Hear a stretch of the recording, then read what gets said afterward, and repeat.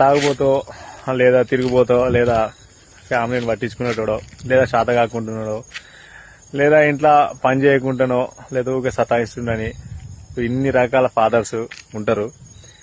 మీరు అన్నట్టే ఇలా టార్చర్ పెట్టే ఫాదర్స్ కూడా ఉంటారు. ఆస్తులు ఇచ్చే తండ్రులు ఉంటారు, అంతస్తులు ఇచ్చే తండ్రులు ఉంటారు, పిల్లల్ని చాలా బాగా చదివించే తండ్రులు ఉంటారు, అన్ని రకాల తండ్రులు ఉంటారు. సో ఎట్లయినా ఉండని నాన్న అనేవాడు ఒకరు ఉండాలి.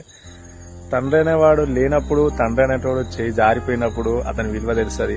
సో మనం కసిరించుకుంటాడు, మనం తిడతాడు, లేదంటే మనం ఊరికే బాధ పెడతాను అనిపిస్తుంది కదా. తను మన చేతులు ఉన్నాడు కాబట్టి అట్లా అనిపిస్తుంది.